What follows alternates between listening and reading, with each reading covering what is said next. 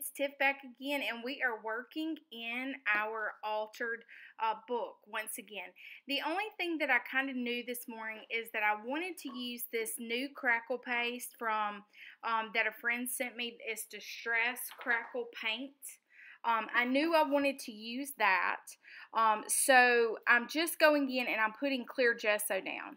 Okay, so, well, it's a little bit blue because, well, my paintbrush wasn't clean. Surprise! Nah, not surprised at all. I'm sure y'all aren't either. So I'm going to go in here, guys, and I'm just going to dry this really quickly. And what the clear gesso is going to allow us to do is it's going to give us a little more tooth. And by tooth, I mean it's a little more gritty so that the graphite pencil that I'm using here is going to help adhere and kind of move a little differently than it would have done if I would have gone directly in with just the graphite pencil. In here, I'm just doing a very quick sketch. As y'all know, I am not a fan of spending a ton of time trying to perfect something, so I go for a more messy, less pristine look. And as you can see, I'm going in with the kind of like very loosely at the end of my pencil. I decided to do this vertically opposed to horizontal for a number of reasons. I thought it would be interesting that the words would be going down her face. I also thought that it would give us a little bit more room to groove. That's funny. And so that's kind of the reason. As you can see here, I'm going in with the blending stump and I'm just haphazardly, yeah, going in and getting crazy and wild and smushing and moving that graphite around and just kind of playing to see where it's going to go. This girl is getting a little personality. That's what I love about working with faces, is their personality just kind of pops up. I am not using a reference here. I am simply just willy-nilly in it like I like to do, just straight out of my mind. So I'm getting the Distress Crackle Paint. Okay, so let me go ahead and just tell you something.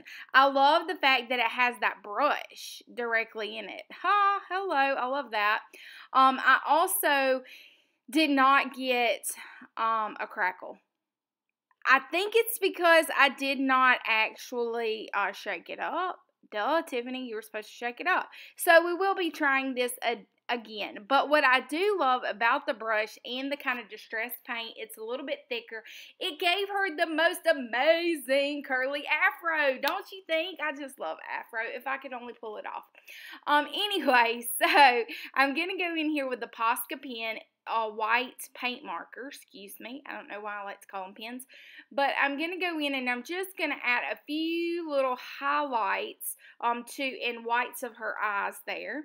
And I'm going in here with a little more of that Crackle Paint Distress stuff and kind of filling in where I feel like her hairline needs to be. And ta-da! It's dried most of the way, so I'm going in here with my blending stump just a little bit more, just to create a little more shadows and gives a little bit more three-dimensional. Like I say, I'm not the girl to watch if you're wanting a realistic face. I don't care anything about spending hours and hours at a time trying to get a face to look like it's a person. Nope, not for me. If it is for you, go right ahead with it, but not for me. So I am going to go in here with a Daniel Smith because I love a good rosy cheek. I mean, what can I say? I got rosy cheeks. I like for my girls to have rosy cheeks.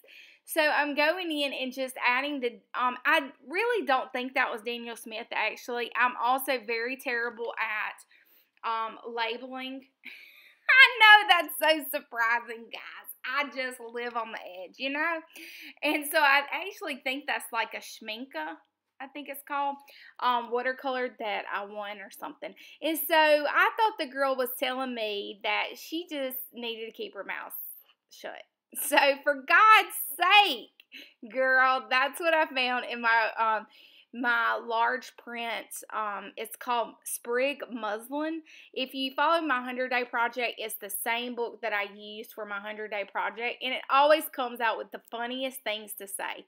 And being in the South, for God's sake, People say that all the time. So I put a little masking tape over the mouth, and then I thought that the cheeks weren't quite rosy enough for Tiffany. So I rosied them up just a little bit more, and because we have that clear gesso, it really adheres that watercolor.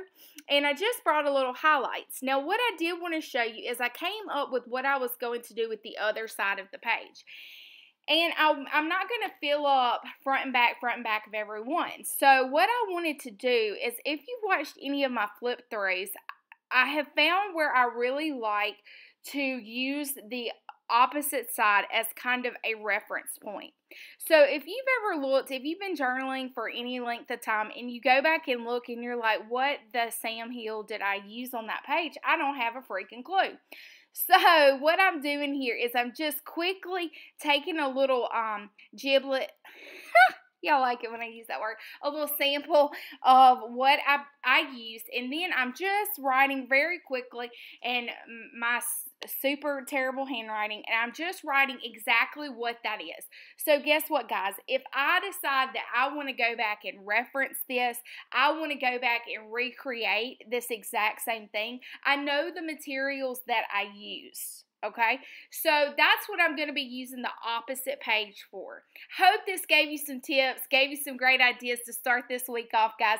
Thanks so much for joining me for another Monday's episode. Click that subscribe button, give me the thumbs up, and don't forget, go find me on Instagram. You can find my info below. Until next time, toodaloo!